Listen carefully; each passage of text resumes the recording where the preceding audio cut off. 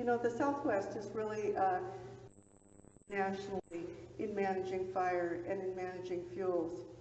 And it's also a place where a whole lot of really important issues come together. Climate change, fire-adapted ecosystems, water scarcity, and really complex human demands on the natural landscape. So I wanted to start by congratulating you, the Southwest Fire Ecology community, for really, really being at the forefront of cutting-edge management, science, communication, and collaboration. So you really have a lot to offer the rest of the country in terms of expertise and also of commitment. The conference organizers asked me to give some really big picture perspectives on what we, the federal agencies, are doing or should be doing or are trying to do with respect to hazardous fuels.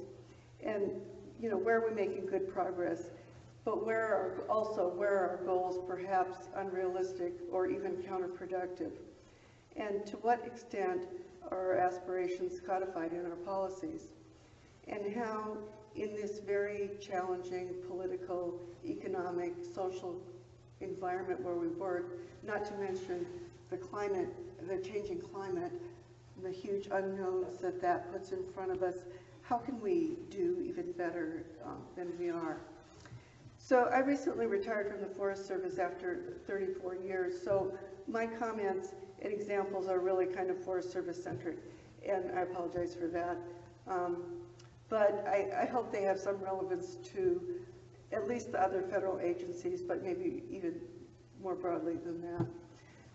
Most of my career I actually spent in research, and then I spent a couple of years working in the National Climate Change Office, and then in the National Fire Shop. And in those different roles, and also now that I'm retired, I really found, myself having a little bit different perspective on the same problems that I was thinking about in all those different jobs. And so, I guess, the view does look a little different depending on what hat you're wearing. And I think that a lot of finding our way forward involves really recognizing and respecting the concerns of others and communicating our own views in a way that's persuasive and smart, but also always respectful and mindful of other people's concerns. And again, I really think there's a lot of leadership in that area in this Southwestern fire community. So the underlying premise of the rest of my remarks is that fire is really inevitable in the dry West. And I think that really goes without saying in this particular group that's gathered here today, but we should remember that it isn't always that obvious for everyone. And that's partly on us. It's partly because I think we, the fuels community, have sometimes maybe tried to oversell our program and say, oh, we could maybe fix the fire problem. So fire's inevitable, and it's hard on people. So fuel treatments are really designed to alter fuel conditions so that when wildfire occurs, it's less difficult, it's less disruptive, and it's less destructive.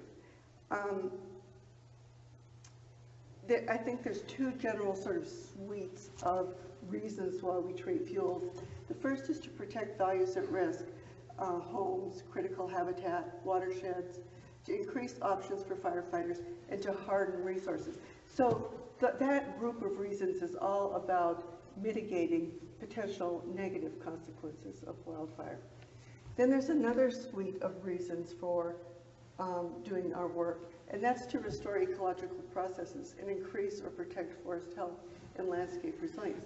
So in other words, it's really to enhance the positive effects of fire.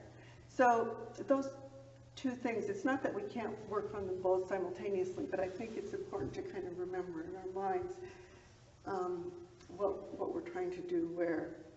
And in general, I think we have this two-pronged strategy, or we could have, to work on those problems. And the first is really focused mitigation work that should take place right where values are at risk. So working in the immediate proximity of homes, critical watersheds, other values at risk. And at that scale, we should be working to remove, for example, ladder fuels, open the canopy, reduce ground fire potential, in general, try to reduce expected fire intensity and severity. But we also simultaneously have to be working at managing landscapes at a large scale so that we can enable proactive wildfire use. Fuel treatment's popular with Congress and with the public because, you know, fundamentally it makes a lot of sense. Overall, fuel treatments result in better outcomes on the land. More resilient, healthier ecosystems that provide the many benefits society wants and needs. So win-win, what is not to like about that? So in spite of those positive aspects of fuel treatment work, I do have some concerns about some of the things we're doing. And I'll go through those. In spite of this huge investment that we've made in hazard mitigation in the last 15 or so years, wildfire continues to really negatively impact us humans on the landscape, and wildfire costs continue to increase. In the really sort of tough federal land management budget climate, fuels is a program area that's actually pretty popular with Congress. In 2015, we saw a substantial budget increase in the fuels program, and some of these wildfire funding proposals that are floating around Congress and haven't really quite made it through yet also contain substantial additional fuel support. So it's tempting to give a really strong sell to Congress for large increases in hazardous fuels funding. But I think we should be very careful and cautious about the promises and expectations that we would put forward with that request. Let's really be careful not to promise what we can't deliver. Even if we could double our hazardous fuels funding, which what other federal program could even be thinking about a doubling in funding in this budget climate? There isn't one. Even if we could double our hazardous fuels funding, we wouldn't fix our wildfire problems. The bottom line is we can't fireproof our lands. I don't even think we can reduce our suppression expenditures, frankly. And you know, the promise that an increased investment in hazardous fuels would result in a decrease in suppression expenditures was one of the premises of the fire plan when it was launched in 1999. I think that suppression expenditures are likely to continue to increase. And if we increase investment in fuels work, we might eventually be able to slow the rate of increase in suppression expenditures, but I don't think we are going to be able to make it decline. As you know, suppression expenditures are driven by a lot of factors other than fuels. They're driven by extreme weather events, by prolonged drought. They're driven a lot by public expectation and increased expenditure on aerial resources, on and on. So again, let's be really careful what we promise. I think that when we advocate for increased fuels funding, we should be couching it in terms of better outcomes rather than reduced expenditures.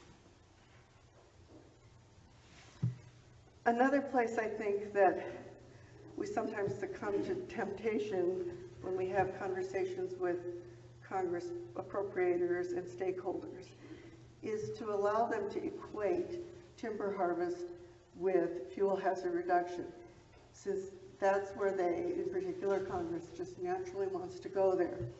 I think that there's some reasons in some places where it does make a lot of sense to produce wood products from federal lands.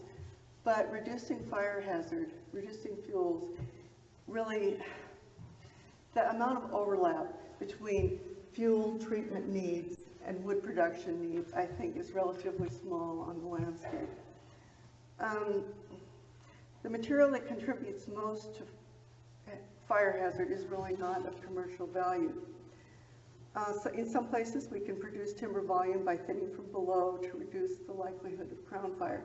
And that's a viable management strategy if and only if it's married to a commitment to also reduce surface fuels, non-merchantable regen, and follow up with prescribed underburning intervals. And frankly, in too many places, we've seen the big material taken out and that rest of the work unfinished. And when that happens, we have not mitigated fire hazard. So too often we see projects that are focused on producing volume, and they're not in areas that fuel treatment is really even needed. And when that happens, if we describe those as fuel treatment projects, if we try to sell them as needed for reducing fire hazard, I think we jeopardize our credibility and our program. You know, the reality is that the fuels that contribute to wildfire risk aren't really likely to pay their way out of the woods in many places.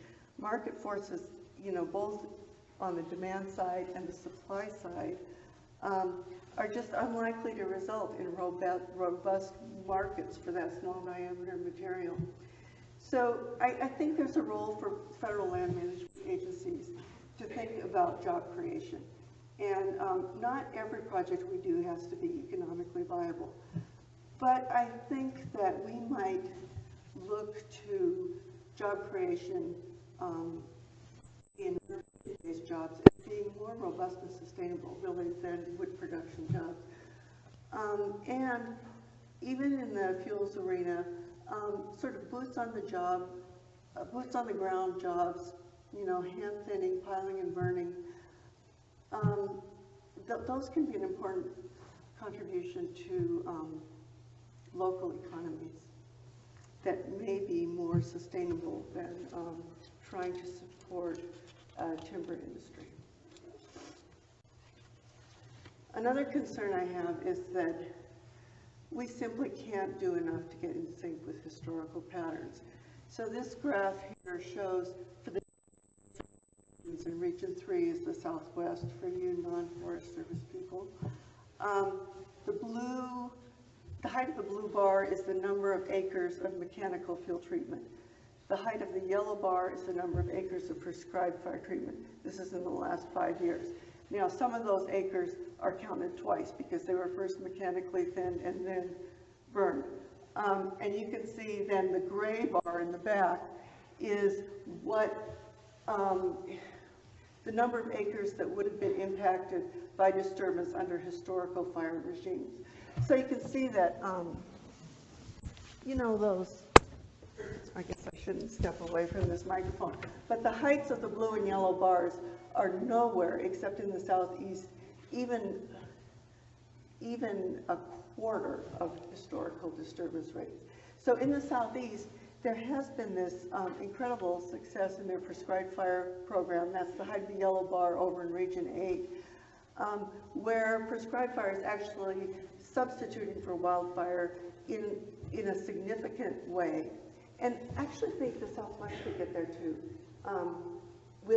With perseverance and commitment, I think the Southwest could get there too. Now some of those other regions, they could never get there.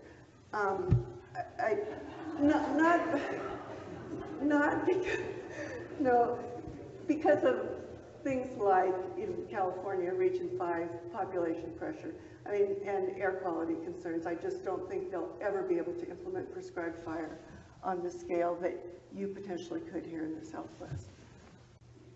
Okay, so since we can't hope to impact the height of those, since we can't hope to do fuel treatments to the extent that there was historical disturbance,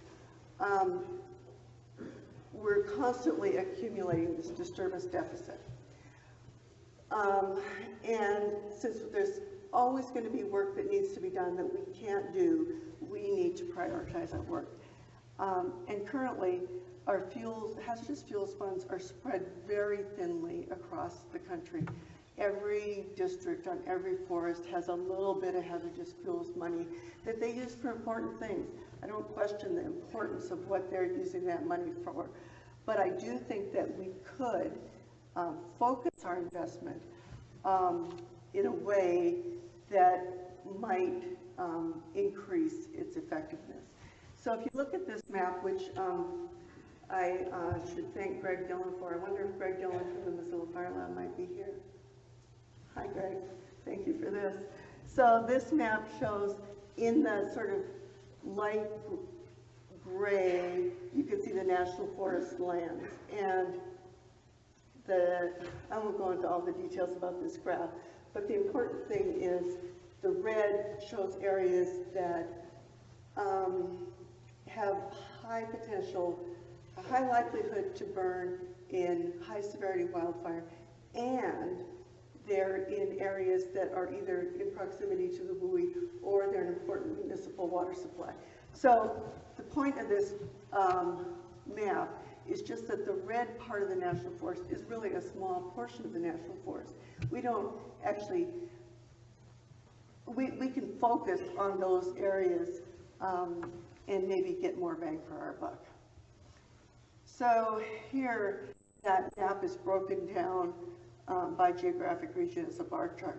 So the total height of those bars is the portion is the number of acres of national forest in that region that is either in a sort of residentially developed area or it's an important municipal water supply. And then the color shows what fraction of that area, and the height of these bars is only about maybe half the total number of national forest acres. And then the colors show the fire hazard in those areas. So you can see that in Region 3, the Southwest, a relatively high proportion of your high-valued acres, thank you, I better hurry up, are at high risk of severe wildfire. Now this graph looks at things from a different angle, and the different bars show different wildfire hazard potential. So the bar over on the right is the areas that is at highest risk of severe wildfire. And then the colors show the acres we're treating with mechanical and prescribed fire. So the take-home message of this graph is that we're actually treating a lot of acres over the very low and low risk categories instead of focusing our efforts over in the very high category. So why is that? There might be very good reasons. And for any particular project, there might be very good reasons.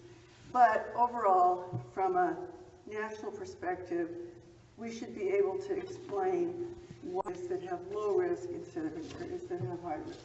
I just want to say that since the root cause of our fuels problem is fire exclusion, since fuels treatment is expensive and can't be accomplished at the scale necessary to replace wildfire, and since wildfire is inevitable, the solution has to include using wildfire. So an aspirational goal is to create landscapes in which fire can occur without devastating consequences. And then we wouldn't need to suppress wildfires vigorously, and wildfire itself can play a role in treating fuels. And I think that's where our hearts are all invested in moving in that direction, right?